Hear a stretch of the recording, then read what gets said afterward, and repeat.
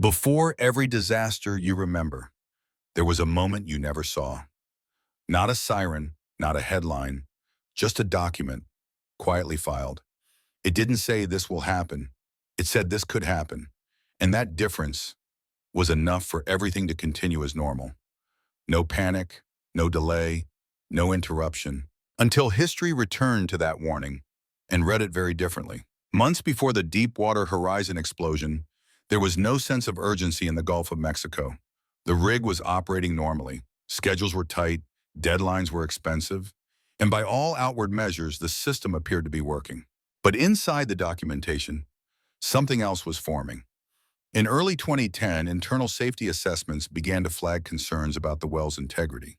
Nothing dramatic, no prediction of collapse. Just repeated notes about pressure, anomalies, cement stability, and the narrow margin for error at extreme depths. The reports didn't describe an imminent disaster. They described risk, technical, measurable, and inconvenient. At nearly a mile beneath the surface, the Macondo well was operating in conditions where small miscalculations could escalate quickly. Engineers knew this. The documentation reflected it. Concerns were raised about the cement barrier meant to seal the well. Questions were logged about testing procedures. Recommendations were made to proceed cautiously. But in complex systems, warnings rarely arrive as clear commands. They arrive as fragments, data points competing with schedules, use, and expectations. On paper, the warnings were real, but they were not definitive. And in environments where progress depends on momentum, uncertainty often carries less weight than confidence. As drilling continued, pressure tests produced irregular results. Some readings suggested the well was not fully secure. Others appeared acceptable. The interpretation mattered. The reports did not demand an immediate halt. They left room for judgment. And judgment, at the time, leaned toward continuation. Nothing in the documentation suggested that those involved believed disaster was inevitable. In fact, the opposite was true. The system had worked before. Similar risks had been managed in the past. The warnings did not arrive in isolation. They arrived inside a history of successful outcomes. So operations continued. On April 20th, 2010, the sequence of failures began quietly. Gas migrated upward through the well. Pressure control systems were overwhelmed. What followed unfolded in minutes, not months. The explosion killed 11 workers. The rig burned and sank. Oil poured into the Gulf for nearly 3 months. Only after the disaster did the earlier reports take on a different meaning. The same documents that once seemed cautious but manageable were reread as signals. Not alarms, but indicators that the system was operating closer to failure than it appeared. Investigations later showed that no single warning predicted the explosion on its own. There was no moment where the outcome was obvious. Instead, there was accumulation. Each report described a small deviation. Each concern reduced the margin slightly. Each decision assumed the next safeguard would hold, until it didn't. In hindsight, the safety reports look clear. But clarity is often a product of outcome, not foresight. At the time they were written, the warnings existed in a world where disaster had not yet occurred, where normal operations created the illusion of stability. The documents were not ignored. They were processed. And processing, in complex systems, does not always lead to interruption. The Deepwater Horizon disaster did not happen because one warning was missed. It happened because warnings rarely arrive as events. They arrive as paperwork, filed, logged, and waiting for history to decide what they meant. In late 1941, the United States was not at peace, but it was not at war either. Tensions with Japan were visible, discussed, and documented. Diplomatic negotiations were deteriorating. Military planners were alert to the possibility of conflict. And within intelligence offices, information was moving steadily across desks. Intercepted communications suggested rising urgency. Naval movements were being tracked. Analysts produced summaries, memos, and briefings that reflected concern, but not certainty. The warnings existed. They were written down. What they did not provide was clarity. At the time, intelligence did not arrive as a single, coherent message. It arrived fragmented, partial intercepts, coded language, incomplete timelines. Some reports suggested a possible attack in the Pacific. Others pointed towards Southeast Asia. Many analysts believed Japan's strategic focus would be directed elsewhere. Pearl Harbor was considered but not prioritized. The intelligence memos did not say an attack was imminent. They did not specify a date, a location, or a method. They described possibility. Impossibility, in an environment saturated with global risk, did not automatically translate into immediate action. Washington processed information through multiple layers. Field commanders received summaries, not raw data. Each level filtered uncertainty differently. Warnings were contextualized. Assumptions were applied. At Pearl Harbor itself, the atmosphere was calm. The harbor was considered a defensive stronghold. An aerial attack was viewed as unlikely, given distance and perceived limitations. There were alerts. There were precautions. But there was no sense that December 7th would be different from any other day. In intelligence work, meaning often emerges only when patterns align. Before Pearl Harbor, the pattern had not yet completed itself. Signals existed, but they did not converge. On the morning of December 7, 1941, radar operators detected approaching aircraft. The contact was reported. It was interpreted as expected friendly traffic. No single warning contradicted that assumption strongly enough to override it. Minutes later, the attack began. Battleships burned. Aircraft were destroyed on the ground. More than 2,000 lives were lost in a matter of hours. Only afterward did the intelligence memos change in character. Documents once read as ambiguous were re-examined as indicators. Fragments were assembled into a sequence that now appeared directional. In hindsight, the warning seemed obvious. But hindsight imposes order on information that, at the time, existed without resolution. The intelligence community did not lack data. It lacked synthesis. The memos were not dismissed. They were evaluated within a framework shaped by past experience, strategic assumptions, and the absence of precedent for such an attack. Pearl Harbor was not preceded by silence. It was preceded by noise. Warnings competed with other warnings. Possibilities overlapped. Certainty remained out of reach. History would later ask how the signs were missed. But at the moment they were written, the signs did not yet point in one direction. They pointed everywhere. The intelligence memo before Pearl Harbor did not fail because it was wrong. It failed because it was incomplete. And because the future had not yet revealed which details mattered. The warning existed, its meaning arrived later. Long before the word crisis was used, opioids were considered a solution. In hospitals and clinics across the United States, pain was being redefined. It was no longer just a symptom. It became something to be measured, documented, and treated aggressively. Prescriptions increased. New formulations entered the market. And for many patients, the medications appeared to work. But within medical literature, a quieter conversation was already underway. As early as the 1990s, physicians and researchers began publishing cautionary notes. Case studies described unexpected dependency. Small trials raised questions about long-term use. Medical journals recorded concerns about tolerance, withdrawal, and escalation.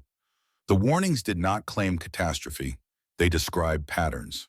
Patients who were not previously considered at risk were developing dependence. Dosages increased over time. Discontinuation proved difficult. These observations were documented, peer-reviewed, and filed within professional channels. They were not ignored. They were contextualized. At the time, pain was widely viewed as undertreated. Medical culture emphasized relief, quality of life, and patient satisfaction. Compared to those priorities, early warnings appeared limited in scope. Many of the reports were narrow, small sample sizes, specific populations, short observation periods. They raised questions, not conclusions. In clinical practice, individual success stories carried weight. Patients reported reduced pain. Function improved. Immediate harm was not always visible. The warnings existed alongside evidence that seemed reassuring. As prescriptions expanded, additional signals emerged. Emergency room visits related to misuse began to rise. Some physicians reported difficulty tapering patients off medication. Pharmacists noted repeat refills that exceeded initial expectations. These concerns entered databases, advisory notes, and professional discussions. Still, there was no single document that declared an impending epidemic. The medical warnings did not arrive as a unified message. They arrived dispersed across journals, conferences, and regional reports. Each warning described a local problem. None fully captured the national trajectory that was forming. By the early 2000s, prescription rates had climbed dramatically. Opioids were being used not only for acute pain, but for chronic conditions with no clear endpoint. The system adjusted gradually. Guidelines evolved slowly. Monitoring tools were introduced unevenly. The warnings continued to accumulate, but without a central moment of recognition. When overdose deaths began to rise sharply, the narrative shifted. Earlier medical reports were revisited. What once seemed anecdotal now appeared systemic. Patterns that were previously isolated aligned into a larger picture. In retrospect, the warnings seemed clear. But at the time they were issued, they competed with a different reality, one where pain relief was considered a moral imperative, and the benefits of treatment were immediate and visible.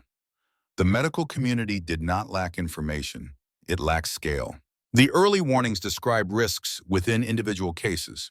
They did not yet reveal how those risks would multiply across millions of prescriptions. The opioid crisis did not emerge from a single decision or a single failure to listen. It emerged from a slow expansion, where caution existed but urgency did not. The warnings were written, they were studied, they were debated, and for a time they were outweighed by the belief that the system was still under control. Only later did the full consequences come into view, when the documents remained the same, but the outcomes no longer could be. On the night of February 20th, 2003, the Station nightclub in West Warwick, Rhode Island, was full. The band began its set. The crowd pressed forward. Nothing about the room suggested danger, but the building had a history. Years before that night, inspections had documented issues related to fire safety, occupancy limits, exit access, interior materials. None of these records described an emergency. They described non-compliance. Fire code violations are routine. They are written, corrected, rechecked. Most never lead to consequences beyond paperwork. At the Station nightclub, those warnings existed in that familiar space, between acknowledgement and urgency. The club operated in a converted structure not originally designed for large crowds. Interior soundproofing materials, Iran, had been installed to reduce noise complaints. Their fire resistance was documented as a concern. The warnings did not state that ignition was likely. They stated that if ignition occurred, fire spread could be rapid. That conditional mattered. Fire inspectors work within probability. They assess risk based on scenarios that may never happen. At the station, the violations were known. They were not unique. Similar venues across the country operated with comparable issues. The warnings did not trigger closure. They triggered follow-up. On the night of the fire, pyrotechnics were used on stage. Within seconds, sparks ignited the interior foam. Flames climbed the walls faster than many in the room could comprehend. Smoke filled the space. Visibility collapsed. People moved instinctively toward the entrance they had used to enter. The warnings had noted exit configurations. They had documented bottlenecks. But documentation does not move people in real time. Within minutes, 100 lives were lost. Afterward, the fire code records took on new meaning. The same violations that once seemed technical were reread as precursors. The same warnings that described possibility were now seen as foreshadowing. Investigations found no single failure that guaranteed the outcome. The fire began because of an action that had occurred safely in other venues before. What made this event different was accumulation. Interior materials that burned too quickly. Crowd density that reduced movement. Exits that function, but not under that volume. Each warning addressed one aspect of risk. None captured how those risks would interact under stress. Fire codes are designed to account for worst-case scenarios, but enforcement operates in the present, where worst cases are theoretical. The Station nightclub did not feel unsafe to those inside. It had hosted shows before. It had passed inspections.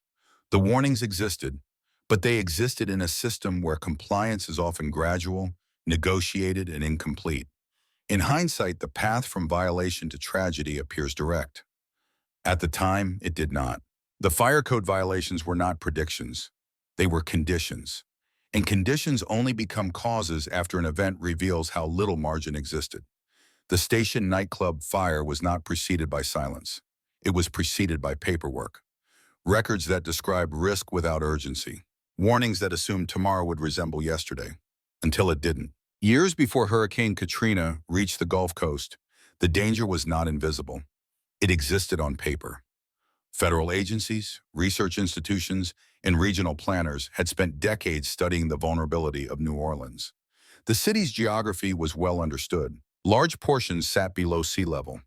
Protection depended on an interconnected system of levees, pumps, and wetlands. Scientists modeled storm surge scenarios. Engineers evaluated flood probabilities. Climate researchers examined how warming oceans could intensify hurricanes. Their findings were documented. The reports did not describe a specific storm. They described exposure. Studies warned that a strong hurricane approaching from the right direction could overwhelm existing defenses. Simulations showed water overtopping barriers. Emergency planning documents acknowledged that evacuation would be difficult for a population with limited mobility. These warnings circulated through technical briefings and planning reviews.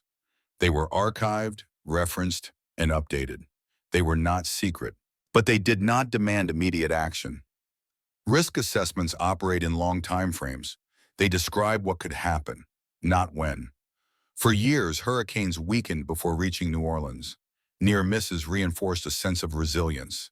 The system appeared to hold. The warnings remained hypothetical. Within the reports, language was careful. Probabilities were expressed conservatively. Uncertainty was acknowledged. A catastrophic scenario was presented as possible, not imminent. Impossibility, without urgency, struggles to compete with daily priorities. Infrastructure projects moved slowly. Budgets were allocated incrementally. Maintenance and upgrades were discussed across planning cycles that stretched years into the future. The reports did not disappear. They waited.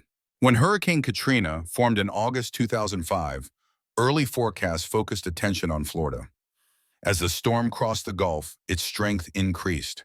By the time its trajectory shifted westward, the window for large-scale preparation narrowed. Katrina made landfall as a powerful hurricane. Levee failures followed, not everywhere but enough. Water poured into neighborhoods. Pumps were overwhelmed. Entire sections of the city flooded. What had been theoretical became physical. In the aftermath, earlier climate and engineering reports resurfaced. Statements once read as cautious now appeared precise. Warnings about storm surge, system interdependence, and limited redundancy aligned with what had occurred. But before Katrina, those same documents existed in a world where the worst-case scenario had not yet arrived. They competed with optimism shaped by survival. They were balanced against other risks that also demanded attention. The reports had done their job. They identified vulnerability. What they could not do was create urgency on their own. Climate warnings are designed to inform decisions over time. They describe trends, not moments. Hurricane Katrina was a moment, and moments expose how little time remains between awareness and consequence. The climate reports before Katrina were not ignored. They were filed within a system that measures risk in decades, until reality compressed it into days. The warning existed, its relevance arrived suddenly. In early 2017, Equifax was not in crisis. The company was operating as one of the largest credit reporting agencies in the United States. Its systems process vast amounts of personal data: names, social security numbers, birth dates, financial records. Nothing about its public presence suggested instability, but within cybersecurity channels, a warning had already been issued. In March of that year, a critical vulnerability was disclosed in Apache Struts, a widely used web application framework. The notice was technical. It described how attackers could exploit a flaw to gain unauthorized access. For organizations relying on the software, the guidance was clear: apply the patch. The warning circulated quickly through cybersecurity bulletins and vendor alerts. It did not mention Equifax by name. It did not predict a breach. It described exposure. Inside large organizations, cybersecurity warnings arrive constantly. New vulnerabilities are announced weekly, sometimes daily. Each one carries risk. Not all can be addressed immediately. The Apache Struts alert entered that environment, one where prioritization determines response. Equifax's internal systems logged the warning. Instructions to update affected servers were distributed. On paper, the process was in motion. But cybersecurity does not fail loudly. It fails quietly, in the gap between awareness and verification. Some systems were patched, others were not. There was no visible consequence at the time. No immediate indication that the vulnerability had been exploited. The absence of impact reinforced the assumption that the risk was contained. For months, attackers had access. They moved through systems without triggering alarms. Data was exfiltrated gradually, unnoticed. From the outside, operations continued as usual. When the breach was discovered in late July 2017, the scale was not immediately clear. Only later did investigations reveal the extent of exposure, affecting over 100 million individuals. In the aftermath, the original vulnerability notice took on new significance. A warning that had once appeared routine was re-examined as pivotal. The language had not changed. The guidance had not been ambiguous. What changed was understanding of what had occurred during the delay. Cybersecurity warnings are designed to reduce risk, not eliminate it. They assume timely implementation, thorough verification, and continuous monitoring. In large systems, those assumptions are difficult to satisfy consistently. The Equifax breach was not the result of a single ignored alert. It emerged from process breakdowns, incomplete patching, limited visibility, and delayed detection. The warning had existed. It had been read. But reading a warning does not guarantee resolution. In digital systems, failure often appears not as a dramatic event, but as an absence. The absence of confirmation, the absence of follow-through. By the time the breach became visible, the window for prevention had long closed. The Apache Struts alert was one of many warnings circulating that year. Most were addressed. One was not addressed completely. And in cybersecurity, completeness matters.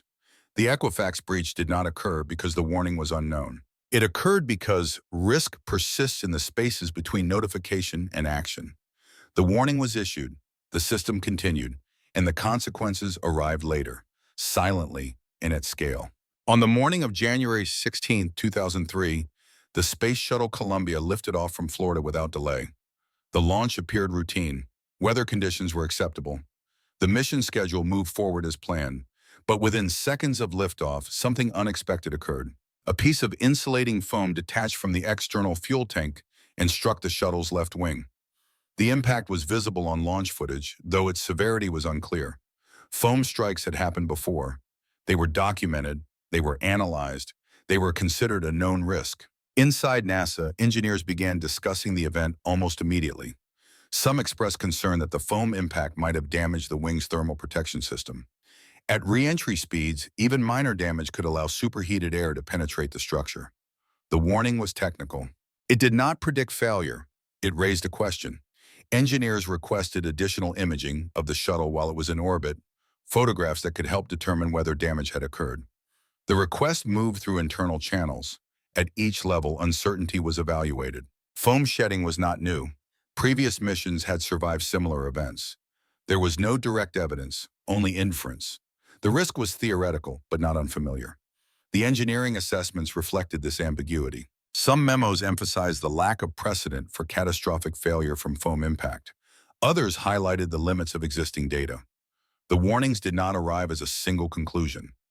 They arrived as competing interpretations. Within NASA's culture, past success carried weight. The shuttle program had adapted to known issues before. Anomalies had become normalized. The decision-making process did not reject the engineers' concerns. It absorbed them. Requests for external imaging were not pursued aggressively. The potential damage was categorized as unlikely to affect re-entry. The shuttle continued its mission. For 16 days, Columbia orbited Earth without visible incident. Crew members conducted experiments. Communications remained routine. The warning existed, suspended between possibility and proof. On February 1, 2003, Columbia began its return. As the shuttle entered Earth's atmosphere, heat built rapidly along its surface. Hot gases penetrated the damaged wing structure. Sensors recorded rising temperatures. Within minutes, the vehicle broke apart. All 7 crew members were lost. In the aftermath, the earlier engineering warnings were revisited. The foam strike, once considered survivable, became central. Requests for imagery were re-examined. Assumptions were questioned. The documents had not changed. What changed was context. The engineers had not claimed disaster was certain. They had identified uncertainty in a system where uncertainty carried extreme consequences. The failure was not a lack of warning. It was a failure to resolve ambiguity under pressure. Complex organizations rely on experience to guide judgment. At NASA, experience had shown that foam strikes did not usually lead to loss. That history shaped interpretation. The warning before Columbia was not ignored. It was weighed and found insufficient to disrupt the mission. In hindsight, the margin was thinner than anyone realized. The engineers' concerns existed in writing, in discussion, and in memory.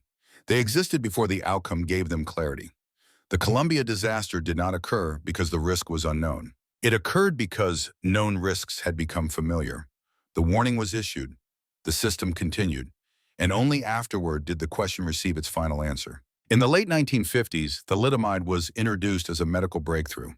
Marketed as a sedative and treatment for morning sickness, the drug was promoted as safe, gentle, and effective. In several countries, it became widely prescribed, including to pregnant women. At the time, pharmaceutical testing standards were limited. Clinical trials focused primarily on short-term effects in adults. Long-term outcomes, especially on fetal development, were poorly understood. But even as thalidomide spread through international markets, early concerns began to surface. Doctors reported unusual side effects. Animal studies produced inconsistent results. Some researchers questioned whether the drug's safety profile was truly complete. These concerns were documented. In the United States, thalidomide was submitted for approval to the Food and Drug Administration. Within the agency, medical officers reviewed the available data. What they found raised questions. The clinical evidence supporting safety was thin. Reports of nerve damage had emerged overseas. Key studies lacked sufficient controls. An FDA advisory position took shape, not as a rejection, but as caution. Requests were made for additional data. Approval was delayed. The warnings were formal, procedural, and quiet. They did not claim harm was certain. They stated that the evidence was incomplete. At the time, this delay appeared conservative. Other countries had already approved the drug. Physicians reported positive outcomes. The advisory did not generate headlines. It remained within regulatory channels. Outside the United States, thalidomide use expanded rapidly. Pregnant women took the drug, believing it was safe. Doctors prescribed it with confidence shaped by limited information. Within a few years, an alarming pattern emerged. Children were born with severe limb deformities and other congenital abnormalities. Cases appeared across Europe, Australia, and other regions. Investigators began searching for a common cause. Gradually, the connection to thalidomide became undeniable. The same drug, once considered harmless, was now linked to one of the largest medical tragedies of the 20th century. In the United States, thalidomide had never received full FDA approval. The advisory delays had limited its distribution. Only after the international consequences became clear did the earlier warnings gain broader recognition. The FDA's cautious stance was reinterpreted, not as delay, but as prevention. But at the moment those advisories were issued, the outcome was unknown. The reviewers did not know what would follow. They only knew that the data did not yet justify certainty.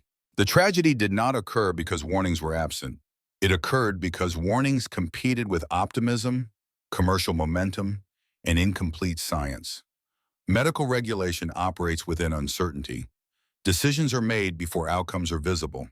The FDA advisory before thalidomide was not dramatic. It did not predict deformities. It did not foresee the scale of harm. It asked for more information. That request, modest and procedural, would later stand in contrast to what happened where such caution was not applied. In hindsight, the warning appears decisive. At the time, it was simply incomplete knowledge meeting an incomplete system. The advisory existed. Its meaning arrived later, carried by consequences no document could fully anticipate. In June 2021, the Champlain Towers South Condominium in Surfside, Florida, collapsed while most of the city slept. Part of the building failed suddenly. Floors folded into each other. 98 people lost their lives. To many watching the news, the collapse appeared random, an unthinkable failure in a quiet residential neighborhood. But the building had a record. Years earlier, engineers had inspected the structure and documented concerns related to deterioration, concrete damage, water intrusion, corrosion of reinforced steel. The findings were not dramatic. They did not describe imminent collapse. They described maintenance issues, serious but familiar to aging coastal buildings. In 2018, a structural assessment noted major structural damage in key areas. including the parking garage slab beneath the building. The report warned that failure to address these issues would allow damage to worsen over time. The language was professional, measured, conditional. It did not say the building was unsafe to occupy. It said repairs were necessary. Urban planning systems are built around gradual response. Reports lead to proposals.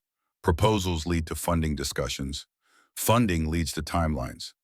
At Champlain Towers South, those steps were unfolding slowly. Residents debated repair costs. Assessments were planned. Renovation projects were discussed and scheduled. The warning existed, but it existed within a process designed for years, not emergencies.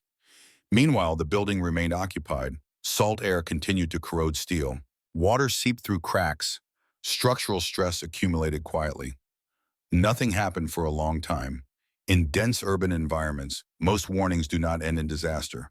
Buildings age, repairs are delayed, life continues. That history shapes perception. On the night of June 24, 2021, there was no evacuation order, no visible alarm, no indication that failure was imminent. Then in seconds, the structure gave way. The collapse triggered immediate questions. Why had residents remained inside? Why had repairs not yet been completed? Why had the warning not prompted faster action? But the documents themselves had not changed. The engineering report had identified risk, not timing. It did not predict when failure would occur. It did not specify a threshold beyond which collapse was certain. Urban planning warnings often operate without clocks. They describe degradation as a process. They assume intervention before the worst case arrives. After the collapse, the earlier warnings were reread with urgency. Phrases once interpreted as technical became stark. Major structural damage took on finality. But at the time they were written, those words existed in a city where thousands of similar reports circulate, many of them never leading to catastrophe. The Surfside collapse did not occur because the warning was hidden. It occurred because the warning was slow. It moved through meetings, budgets, and schedules. It waited for alignment. The building failed before that alignment arrived. In hindsight, the path from inspection to collapse appears direct. In reality, it was incremental. The warning described a problem that grew over time. Time was the variable no report could control. The urban planning warning before Surfside existed. It was documented, it was acknowledged. And like many warnings tied to infrastructure, it assumed there would be more time than there was. In the years leading up to 2008, the American housing market appeared strong. Home values rose steadily, mortgage approvals expanded, ownership was framed as both attainable and responsible. From the outside, the system looked stable.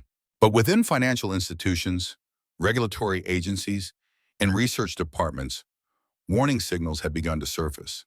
They did not arrive as predictions. They arrived as data. Analysts observed a rapid increase in high-risk lending. Mortgages were being issued to borrowers with limited income verification. Loan structures grew more complex, layering adjustable rates and deferred payments.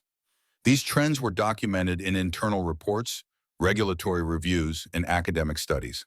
The warnings did not say collapse was inevitable. They questioned sustainability. Some reports noted that housing prices were rising faster than incomes.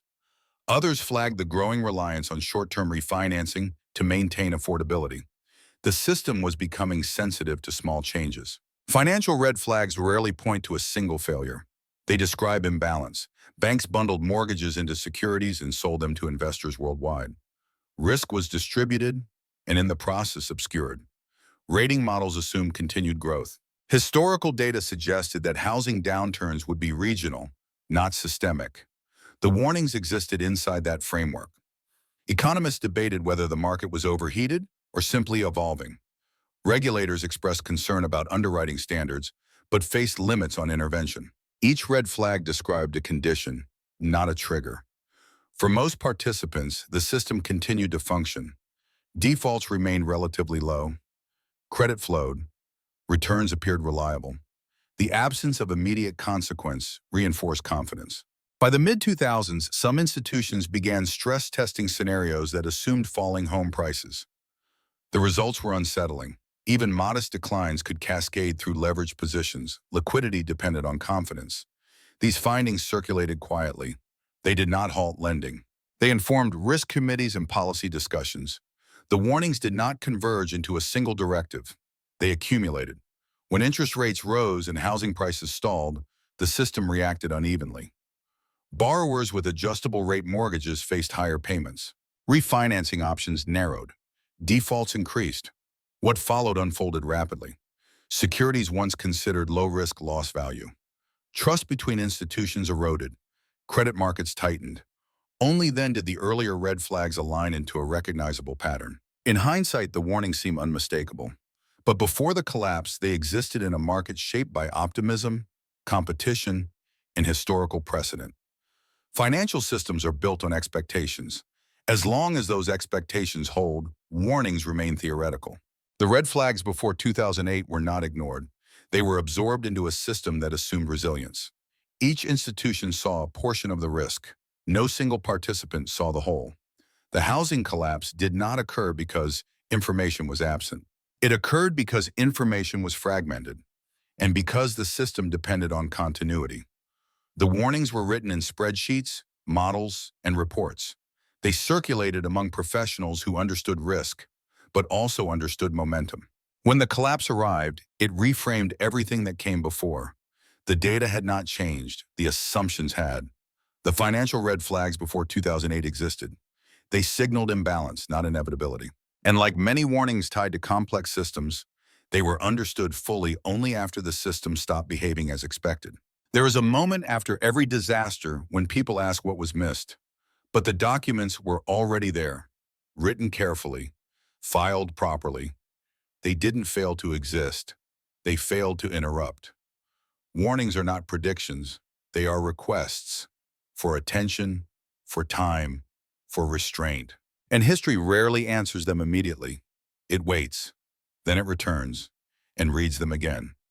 Not to assign blame, but to remind us how quiet the signs were before everything changed.